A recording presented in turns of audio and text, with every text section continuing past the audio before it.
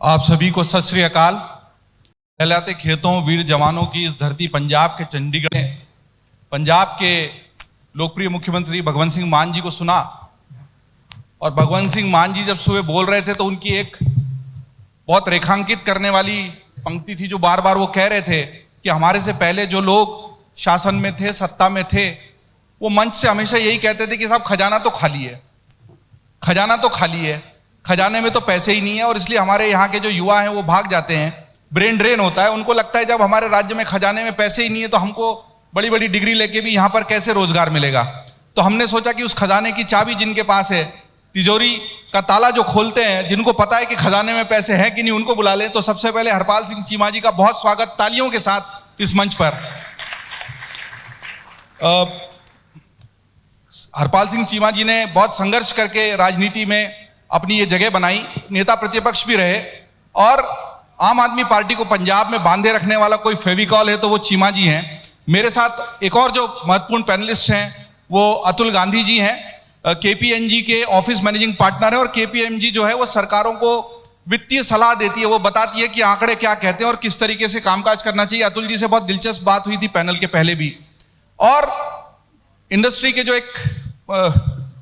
एक तरह से किंवदंती बन जाते हैं, कोमल जैन जी, जिन्होंने बहुत छोटी उम्र में लुधियाना में आकर अपना व्यवसाय शुरू किया और ड्यूक जैसा एक ग्लोबल ब्रांड, एक वैश्विक ब्रांड खड़ा कर दिया। अपने आप में उनकी जो कहानी है यहां तक पहुंचने की, वो एक मिसाल है। उनके लिए भी जोरदार तालियां।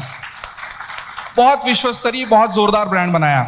लेकिन शुरुआत तो चीमा जी आपसे ही करूंगा। खजाना खाली था तो 1.5 साल में कितना भर गया, और आने वाले बचे हुए 3.5 सालों में इसको और कैसे भरेंगे कि यहाँ के युवा बाहर नहीं जाए। और जो उद्योगपति यहाँ पर बैठे हैं, अतुल जी बोलेंगे कि खजाने में पैसा आएगा तभी मैं डेटा बनाऊंगा, जब खजाने में पैसा ही नहीं होगा तो डेटा कैसे बनाऊंगा। तो 1.5 साल में क्या प्रयास हुए उस खजाने को फिर से भरने के।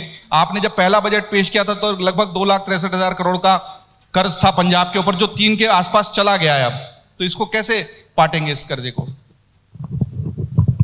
हेलो, सबसे पहले तो मैं अमर उजाला की मैनेजमेंट का धन्यवाद करना चाहता हूं, जो उन्होंने आज एक अच्छा संवाद ऑन डिफरेंट इश्यूज करवाया। इसके लिए आप सभी का, मैनेजमेंट का बहुत बहुत धन्यवाद। और जैसे आपने बात खजाने की कि पंजाब के फाइनेंस की क्या पोजीशन है, बिल्कुल जो हमारे से पहली सरकार थी, जो पिछले 5 साल जिस सरकार ने पंजाब में किया, उसके जो फाइनेंस मिनिस्टर थे या मुख्यमंत्री थे या उनके अन्य मंत्री थे, वो लगातार यही पंजाब के लोगों को यही कहते थे कि पंजाब में पैसा नहीं है, पंजाब का खजाना खाली है, पंजाब में कुछ हो नहीं सकता। और लगभग 5 साल उन्होंने पंजाब की इंडस्ट्री को रोक के रखा, पंजाब के उद्योग को रोक के रखा, और पंजाब के युवाओं में, पंजाब के नौजवान में नेगेटिविटी पैदा की। पंजाब को एक अच्छा माहौल, जो उन्हें माहौल देना था, हमारे बच्चों को देना था, हमारे नौजवान को देना था, वो माहौल देने में बिल्कुल बुरी तरह फेल हुए।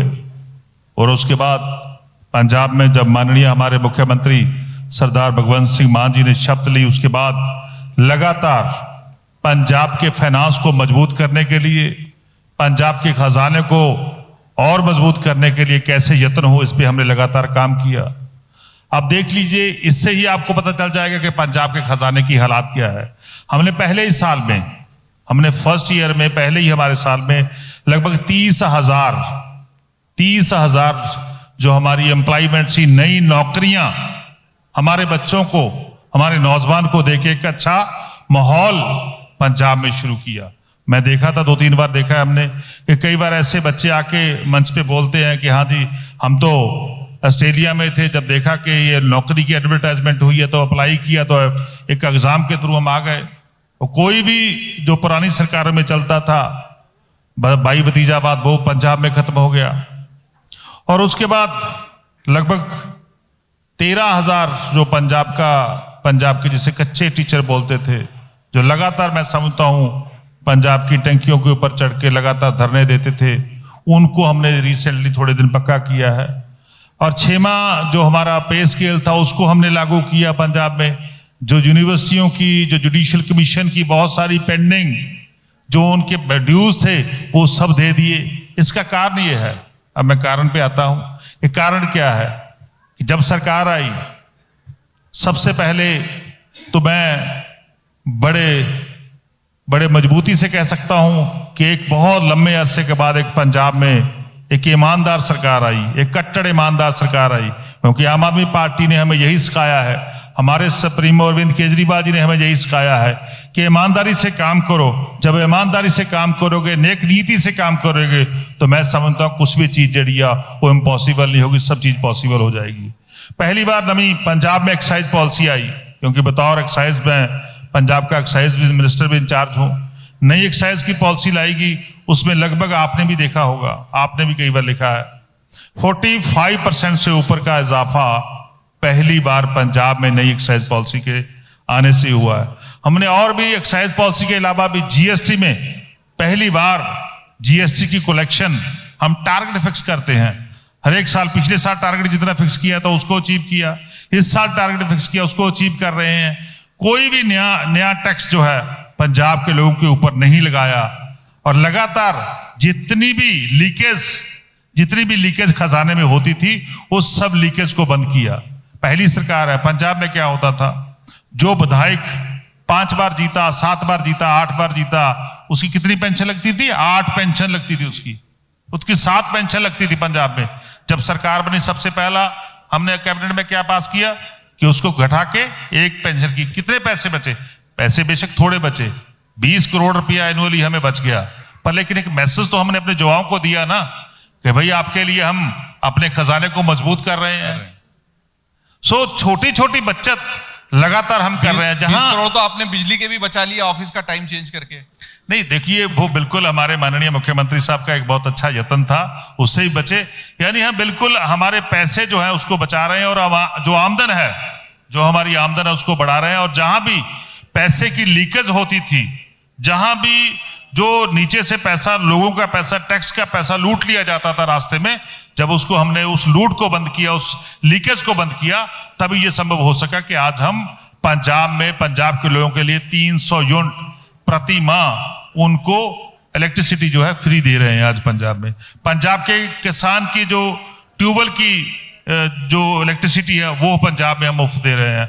और पंजाब की इंडस्ट्री, कोमल जी बैठे हैं हमारे साथ, लगभग इस साल 3,000 करोड़ रुपया हमने इलेक्ट्रिसिटी के लिए, कि इलेक्ट्रिसिटी में इंडस्ट्री को कितनी सब्सिडी देनी है उसके लिए हमने रखा है। बिल्कुल हम 100% दे रहे हैं। सो बिल्कुल इंडस्ट्री को जब तक हम आगे नहीं लेके जाएंगे तब तक पंजाब में सब तो तरक्की नहीं कर सकता। काफी लंबे अरसे से पंजाब में इंडस्ट्री का काम रुका हुआ था। माननीय हमारे मुख्यमंत्री साहब अभी बोल के गए हैं कि बिल्कुल हमने कलर कोडिंग की है, कि ग्रीन रंग की हमने सेल डीड जो रजिस्ट्री है उसको बनाया है, ताकि जो नया इंडस्ट्रियल या नया स्टार्टअप शुरू करने वाले हमारे जो बच्चे हैं उनके लिए कोई दिक्कत ना आए। नहीं तो पहले क्या होता था, कभी इधर कभी उधर घूमते घूमते आदमी छोड़ जाता था, कि एक CLU लेने में 6-6 महीने लग जाते थे, साल लग जाता था। तो बिल्कुल वो अब काम बंद हो गया। मैं एक छोटी सी उदाहरण बताता हूँ। पिछले दिन, थोड़े दिन पहले, मेरे पास जो एथेनॉल बनाने वाले फैक्ट्री वाले लोग हैं, व्यापारी इंडस्ट्रिस्ट के हैं, उनकी फाइल सुबह जब मेरे पास आई, हमारे जो सेक्रेटरी हैं प्लानिंग की, उन्होंने मेरे पास फाइल भेजी, तो हमने उसको शाम को पास कर दिया। जब हमने 2-3 बजे उसको फाइल को पास करके माननीय मुख्यमंत्री साहब के पास भेजा, तब वो फाइल शाम को ही मेरे पास, उसी शाम, सेम डे, माननीय मुख्यमंत्री साहब ने मेरे को वापस कर दी कि बिल्कुल इनको हमने अलाउ कर दिया। और 6 नई फैक्ट्रियां उससे लगेगी। मेरा ये विल पावर है। नहीं, पहले क्या होता था, आप पूछ लीजिए किसी से, 6-6 महीने मुख्यमंत्री साहब किसी फाइल को देख के खोल कर देते, और विद इन 24 आवर्स हमने वो उस जो एथेनॉल की फैक्ट्रियां थी उनकी मंजूरी दे दी। सो मेरा कहने का बाबा, जब आप काम करते हो, नेक नीति से काम करते हो, ईमानदारी से काम करते हो, तो पंजाब का खजाना क्या, देश का खजाना भी ऐसी भरेगा। बहुत अच्छी बात कही चीमा जी आपने। और मेरे पास 1-2 सवाल और हैं जिनको लेकर आऊंगा। सब्सिडी की आपने बात कही, उस पर भी कुछ सवाल हैं जो मैंने लिखे हैं। लेकिन आपने जो कहा फाइलों वाली बात, इस देश की आम आदमी की किस्मत तो शायद उन सरकारी फाइलों में गुम हो गई जो बहुत देर तक दफ्तरों में घूमती है, और अगर आपने उसको ठीक किया है तो निश्चित ही बेहतर ही किया होगा। पर मैं कोमल जैन जी के पास आना चाहता हूं। कोमल जी, आपने कई सरकारें देख ली, कई नीतियां देख ली। आप जब आए थे 15-16 साल की उम्र में लुधियाने में, तब आपने काम शुरू किया और फिर ड्यूक जैसा बड़ा ब्रांड बना दिया। आज तो बात होती है स्टार्टअप की, स्टार्टअप कल्चर की, तब ये शायद शब्द प्रयोग में नहीं होते थे, पर काम तो आपने भी कुछ स्टार्टअप जैसा ही किया होगा। यहाँ की इंडस्ट्रियल पॉलिसी, यहाँ के इकोनॉमिक इन्वायरमेंट पे मैं आपसे सवाल पूछूं उसके पहले, क्योंकि बहुत सारे युवा पीछे बैठे हैं, वो आपसे इंस्पिरेशन लेना चाहेंगे, उनके मन में भी कोई ना कोई उद्योग लगाने का, पंजाब के रहने वाले हैं, नौकरी करने की बजाय रोजगार देने की बात वो सोचना चाहते हैं, आपने रोजगार दिया है लोगों को। आपकी यात्रा के बारे में कुछ बताएंगे तो आज का अवसर युवाओं के लिए बहुत महत्वपूर्ण हो जाएगा। आदरणीय फाइनेंस मिनिस्टर साहब, अमर उजाला की सारी टीम, मैं आपको बहुत बहुत मुबारकबाद देता हूं कि आपने जो ये संवाद पंजाब में और चंडीगढ़ में रखा है, ये बहुत स्ट्रॉन्ग आपका फॉलोअप रहा है कि आपने लुधियाना से बुलाकर स्पेशली हमें यहाँ पर एक पैनलिस्ट बनने का मौका दिया है। और ये आप पेपर, आपका प्यार और आपका सब है कि जो आप पंजाब में इतना ध्यान दे रहे हैं। आपने जो पूछा है, सो मैं आज से 60 साल पहले 1962 में अंबाला में से मैट्रिक करके लुधियाना चला गया। मेरे पिताजी की तबीयत उस वक़्त थोड़ी ठीक नहीं रहती थी, तो माताजी ने मुझे ज़बरदस्ती भेजा। एक 10वीं पास के बच्चे को घर से बाहर, घर में सब कुछ ठीक ठाक होते हुए भी विजन थी, उन्होंने भेजा कि पिताजी की तबीयत ठीक नहीं है। लुधियाना गया, वहाँ हमारे रिश्तेदार थे, मौसा जी थे, जिनके साथ मैंने 3 साल लगाए और काम सीखा कि हौजरी का काम कैसे होता है। मैं 6 महीने लुधियाना रहता था और 6 महीने लगभग कलकत्ता जाता था। लुधियाना हम हौजरी का माल बनाते थे, बनवाते थे और कलकत्ता जाकर बेचते थे। ये सारा काम जो है 15 से 18 साल की उम्र में मैंने सीखा, सब डिपार्टमेंटों से, मतलब सब जगह से छोटे छोटे काम। एक्सपीरियंस इतना हुआ कि 3 साल बाद 19 साल की एज में, 18-19 साल की एज में मैंने अपना छोटा सा एक हौजी का यूनिट डीके नेटवेयर के नाम से लुधियाना में लगाया। भाई मेरे छोटे थे, पढ़ रहे थे, और बैड लक के हमारे पिताजी की भी काम मैंने शुरू किया ही था 18 साल की, 15 दिन के बाद उनकी डेथ हो गई।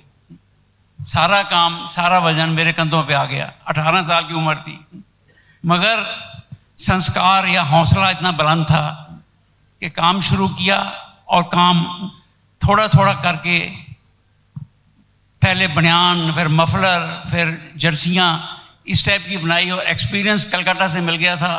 कलकत्ता का काम बंद कर दिया कि वहाँ पर कुछ भी प्राप्ति नहीं थी, मिलता, कमाई कुछ नहीं थी। ये इतना उस उम्र में सोचना, सीखना, समझना ये भी मुश्किल था, फैसला करना। और वहाँ का काम छोड़कर लुधियाना में ही फिर आकर मैन्युफैक्चरिंग का शुरू किया। थोड़े देर बाद हमने कपड़े का काम शुरू किया, और फिर टी शर्ट की, उस वक्त लोग फॉरेन से लेकर टी शर्ट पहनते थे, तो हमने सोचा कि क्यों ना यहाँ पर टी शर्ट्स का बिजनेस किया जाए, टी शर्ट बनाई जाए। छोटा भाई पढ़ने का उसको शौक था, सीए कर रहा था, उसको मैंने पढ़ाई नहीं छुड़ाई, पढ़ने दिया, और उसने बड़ी अच्छी डिवीज़न में बीकॉम करके सीए की। बट साथ में बिजनेस भी किया, और हर साल हम काम को बढ़ाते गए और काम अच्छा गया। और आज उस काम को मेरे ख्याल मेरे 60 साल हो गए हैं, और आज हम ड्यूक का ब्रांड जो है भारत के कोने कोने में अवेलेबल है। हमने यही टारगेट रखा कि हमारे प्राइस जो हैं वो बहुत सही होने चाहिए, क्वालिटी बहुत अच्छी होनी चाहिए, और ये हर शहर में अवेलेबल हो। इन्हीं चीज़ों को टारगेट रख के कम रेटों में अच्छी क्वालिटी, और ये खूबी जो थी भारतवर्ष में, हमने 500-600 शहरों में हमने टी शर्ट पहुँचाई। तो उसके बाद क्वालिटी अच्छी होने की वजह से और प्राइस बहुत कम होने के, अच्छे होने की वजह से हमारा ब्रांड काफ़ी पॉपुलर हुआ, और आज हम अच्छी क्वालिटी के लिए गिने जाते हैं और भारतवर्ष में छाए हुए हैं। जो मैं समझता हूँ कि ये नए स्टार्टअप्स का काम है, ये यही है कि स्टार्टअप को हमने भी एक उस आज से 60 साल पहले भी स्टार्टअप का काम शुरू किया था।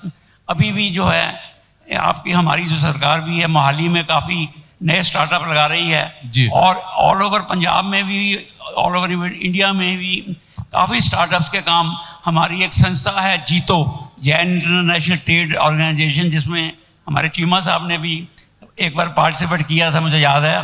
तो उसमें भी हमने कम से कम 5,000 नए ऑल ओवर इंडिया में स्टार्टअप शुरू किए हुए हैं।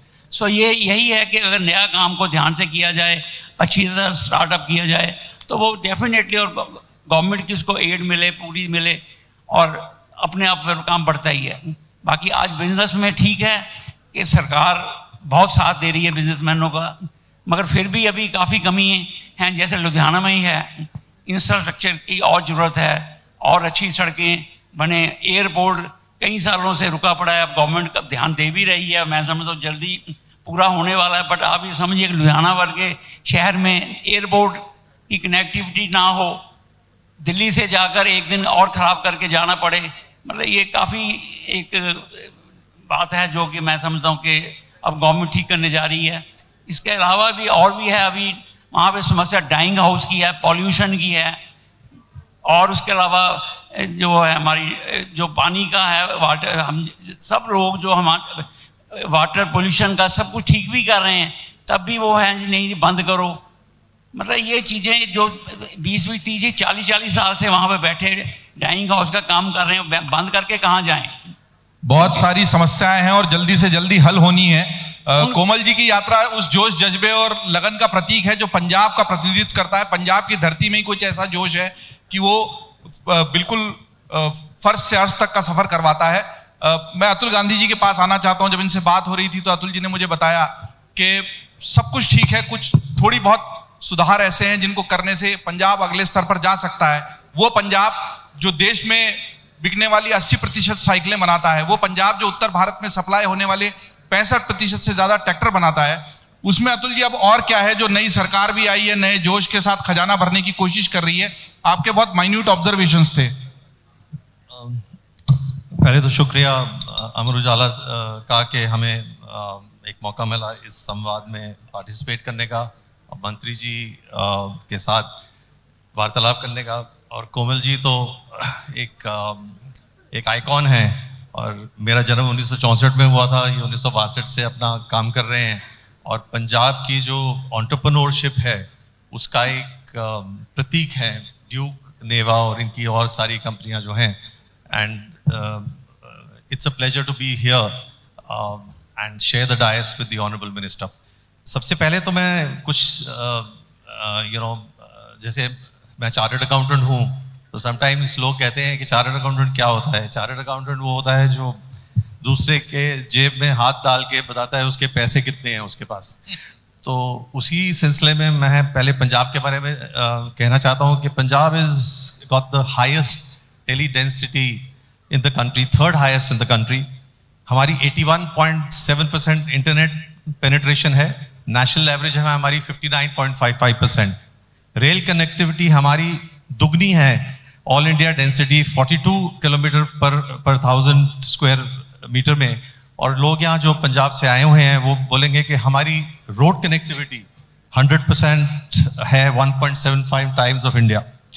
डीपीआईटी की ईओडीबी रैंकिंग में, ईज ऑफ डूइंग बिजनेस में भी हम टॉप अचीवर हैं। इन्वेस्ट पंजाब अभी मुख्यमंत्री साहब ने पीछे फरवरी के महीने में किया था, जो बहुत ही सक्सेसफुल आईएसबी में हुआ था। उसके अंदर हम अगर देखें तो हमारी आईपीए रैंकिंग भी बहुत अच्छी है। हमारी logistics ease across different states 2022 में हम अचीवर्स कैटेगरी में हैं। नीति आयोग की 21 की इनोवेशन में हम 6वें स्थान पे हैं, और नीति आयोग की एक्सपोर्ट प्रिपरेशन इंडेक्स में हम 4थे रैंक पे हैं। जहाँ तक आपने बताया कि हमारी ट्रैक्टर्स का और साइकिल्स का तो है ही, हमारी प्रिसिशन इंजीनियरिंग और होजरी में भी, जहाँ 95% इंडिया की वुलन नेटवर्क की जो प्रोडक्शन है वो सिर्फ लुधियाना से आती है।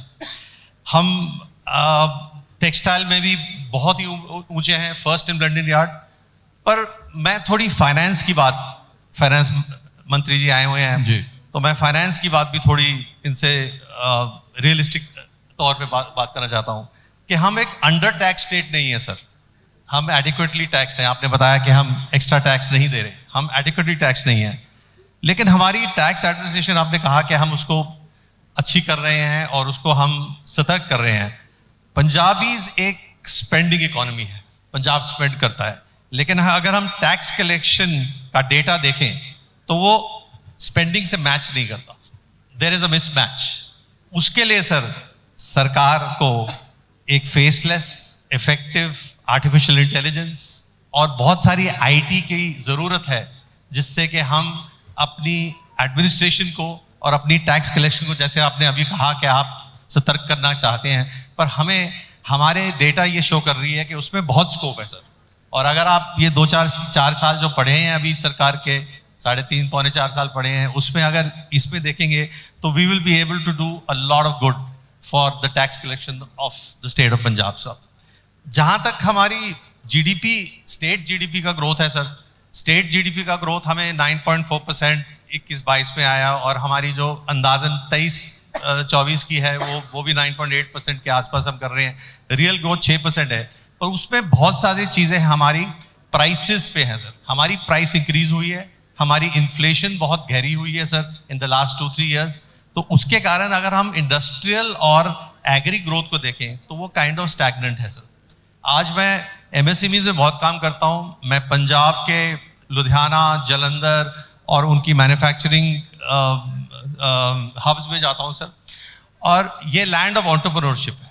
केपीएमजी ने भी, जब हम फर्स्ट बिग 4 थे अकाउंटिंग फर्म जिसने चंडीगढ़ में, पंजाब में एक ऑफिस खोला, और 2008 में जब हमने ऑफिस खोला तो हमारा जो वर्ल्ड का सीईओ था, जो इंडिया को देखता था, वो नेस्ले में काम करता था, मोगा में। उसने कहा कि अगली जनरेशन, अगला इन्फोसिस पंजाब से आएगा। तो उसने कहा कि पंजाब में ही हमें केपीएमजी को खोलना चाहिए सर। और मैं बड़े मान से कहता हूं सर कि हम इन्वेस्ट पंजाब से आज 10 साल या 12 साल से उसमें हैं, और जितना प्रेरित इस बारी सीएम साहब ने सबको किया, उस स्पीच दे के और बोला कि जैसे कि इलेक्शन स्पीच में हम जाते हैं तो इलेक्शन के अंदर पहले हम रोड शो करते हैं और फिर हम एक बड़ा रैली करते हैं। उन्होंने कहा कि हम घर घर जाके, हर एक जगह जाके पूछेंगे कि क्या समस्या है। उसी तरह सर आपको भी एमएसएमईज को, और जो यहाँ की हमारी जो लुधियाना की, राजपुरा की, पंजाब की, जालंधर की इंडस्ट्री है, उनमें जाके देखना चाहिए कि क्या क्या इनकी समस्या है। And despite that sir, what the industry in Punjab is really wants is that we are doing well in spite of the government. Entrepreneurship इतनी ज्यादा है यहाँ पे कि इंडस्ट्रियल क्लाइमेट इतना अच्छा है कि आपके पास एक बहुत अच्छा मौका है। अतुल जी, घड़ी बार बार मुझे इशारा कर रही है कि समय बहुत कम है, और मैं चाहता हूं कि चीमा जी की टिप्पणी आ जाए, और एक छोटा सा सवाल कोमल जी, क्योंकि समय लगभग हो चला है, लेकिन बहुत सारे बिंदु आपने उठा दिए हैं सर कि टैक्स तो बहुत आता है लेकिन ऐसी जगहों पे इन्वेस्ट नहीं होता। एक तो जहां से आरओआई प्रॉपर आए, और दूसरा ये कि जो इंस्पाइट ऑफ द गवर्नमेंट वाली बात है, मतलब कि गवर्नमेंट की सपोर्ट नहीं भी हो तो उद्यमी अपना काम कर रहा है, पर सपोर्ट मिलेगी तो शायद और अच्छा काम कर पाएगा। चीमा जी। बिल्कुल, जैसे गांधी जी ने बताया कि इसी साल हमने जब इन्वेस्ट पंजाब किया तो बहुत सारे नए उद्यमी, नए एंटरप्रेन्योरशिप वाले नौजवान सामने आए, और पंजाब में लगातार जो इन्वेस्ट है वो लगभग 40,000 तो पीछे था, अब थोड़ा और मैंने देखा था लास्ट मीटिंग में 15,000, यानी 55 करोड़ का इन्वेस्टमेंट है जो इस साल में हुआ है। ये पहली बार हुआ, नहीं तो बहुत साल कोविड से पहले या उसके बाद किसी भी सरकार ने ऐसा एफर्ट नहीं किया। सो नई जो कलर कोड की, जब भी सीएम साहब बता के गए हैं कि कलर कोड वाली हमने सेल डीड रजिस्ट्री बनाई है, उसमें सभी सारी एनओसी वगैरह है उसको खत्म किया है। बिल्कुल, हम जहां भी इंडस्ट्री लगाने वाला कोई भी नौजवान, कोई भी इंडस्ट्री ग्रुप, बड़े इंडस्ट्रियलिस्ट जितने भी हैं, छोटे से लेके एमएसएमई से लेके बड़े इंडस्ट्रियलिस्ट तक, हम सबको जितनी भी फैसिलिटी वो मांगते हैं हम उसके लिए, सरकार तैयार है। सरकार बिल्कुल उनके साथ खड़ेगी, क्योंकि हम जब इंडस्ट्री आएगी तभी पंजाब में, पंजाब का नौजवान जो पंजाब में रहेगा, क्योंकि बाहर जाके भी तो जब फॉरेन में जाता है या दूसरे स्टेटों में जाता है, वहां जाके भी तो काम ही करता है ना। यही करता है। जब उनको जहां काम मिलेगा, जब पंजाब में काम मिलेगा, तो मैं समझता हूँ तो सभी समस्याओं का हल होगा। ये बात सीएम साहब ने कही, यहाँ रोजगार मिलेगा तो क्यों जाएगा, बहुत वाजिब बात है। एक छोटा सा पॉइंट रह गया था डेयरी उद्योग को लेके। मैंने देखा आंकड़ों में, जो अतुल जी से बात हो रही थी कि per capita milk production highest है इंडिया का, लेकिन उसकी प्रोसेसिंग नहीं है। इस तरह की और भी इंडस्ट्रीज होंगी जिसकी प्रोसेसिंग की व्यवस्था नहीं है, तो फिर वो वेस्टेज हो रहा है अगर प्रोडक्शन हो भी रहा है तो। ऐसी बहुत डेयरी के अंदर मैं बोलना चाहता हूं सर कि हमारी 2.8 करोड़ की पॉपुलेशन है, और 2.8 करोड़ ही हमारे लीटर दिन की मिल्क कलेक्ट होता है sir. That means 1 litre per person every day in Punjab sir.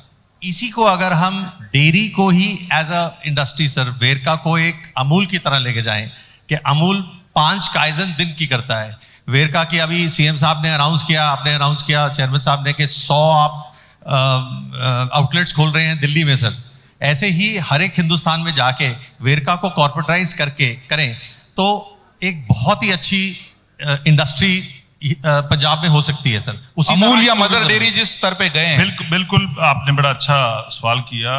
अब हम वेरका को और मजबूत करने के लिए, बिल्कुल वेरका एक ऐसी इंस्टीट्यूशन है पंजाब में, एक ऐसा अदारा है और जिसमें जो मिल्क पंजाब से खरीदता है और डिफरेंट प्रोडक्ट को बनाकर पंजाब में और देश के अन्य भागों में बेचता है, उसको हम बिल्कुल स्ट्रेंथ कर रहे हैं। उसके लिए बहुत सारी हमारी भी मीटिंगें हुई हैं, हमने उनको पैसा भी दिया है उनको इन्वेस्ट करने के लिए। अमृतसर, जलंधर, लुधियाना, संगरूर, जितने भी जहाँ भी उनके प्लांट हैं, जहाँ भी वो प्रोसेसिंग करते हैं, उनको और अपडेट करने के लिए, नई मशीनरी लेके आने के लिए। अभी वो मेरे को उनको एमडी साहब ने मीटिंग में बताया कि जर्मन से हम ऐसी मशीन लेके आते हैं जहाँ बिल्कुल भी मतलब कोई भी अडल्ट्रेशन नहीं होगी।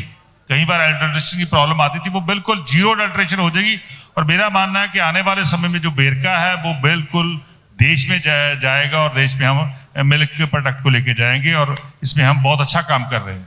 हम उम्मीद करते हैं कि जो नई सरकार है उसके नेतृत्व में पंजाब फिर से लहलाता पंजाब होगा, उड़ता पंजाब नहीं रहेगा। एक कोमल जी से सवाल लेने का मन था आखिरी में जाते जाते कि एक कोई पॉलिसी चेंज सर, आप इतने समय से देख रहे हैं पंजाब की इंडस्ट्री को, सरकारों को, केवल एक इमीडिएट पॉलिसी चेंज जो आपको लगता है फाइनेंस मिनिस्टर साहब को कर देना चाहिए इमीडिएटली। फाइनेंस मिनिस्टर साहब और हमारी सरकार जो है पूरी तरह से लगी हुई है। मैं समझता कोई ऐसी कमी इन्होंने छोड़ी नहीं हुई कि जिसको ना टच किया हो। बट अभी जैसे मैं यह कह रहा हूँ कि कनेक्टिविटी और बढ़ाई जाए। लुधियाना में खास ख्याल इतना वहाँ पे ट्रैफिक है कि चलना शाम को जो हम 10 मिनट में जहाँ जाते थे अब 40 मिनट लगते हैं। इसको अगर आप ठीक कर दें, ट्रैफिक को कंट्रोल कर दें, बिल्कुल एयर की कनेक्टिविटी कर दें, तो ये इनका मैं समझता हूँ कि लुधियाना पे और पंजाब पे बहुत बड़ा परोपकार होगा। कोमल जी ने बड़ा अच्छा सवाल किया कि एयर कनेक्टिविटी की बात की। बिल्कुल हरवारा जो एयरपोर्ट बन रहा है वो बिल्कुल बड़ी जल्दी तैयार होगा और मैं समझता हूँ इसी साल से वहाँ से जो है फ्लाइट शुरू हो जाएंगी, उड़ानें भरने लगेंगी और आपकी ये समस्या तो हम इसी साल उसको हल कर देंगे। ये घोषणा हो गई है, मंच से थोड़ी ताली वाली भी बजा दीजिए। और अमर उजाला के इस चंडीगढ़ संवाद में शिरकत करने के लिए चीमा जी का, कोमल जैन जी का और अतुल गांधी जी का बहुत बहुत धन्यवाद। आप सब आए और इस उम्मीद के साथ ही इस सत्र की समाप्ति करते हैं कि आने वाले समय में पंजाब का खजाना भरा हुआ रहेगा और मंच से भी इसी तरह की घोषणाएं होंगी कि खजाना भरा हुआ है, सबके लिए खुला भी है और युवा यहां से न जाएं, यहीं रुकें। बहुत बहुत धन्यवाद। जय हिंद। अमर उजाला अब आपके टीवी पर भी। अपने स्मार्ट टीवी पर YouTube पर सर्च करें अमर उजाला, चैनल सब्सक्राइब करें और देखें ताजा खबरें, वो भी HD क्वालिटी में।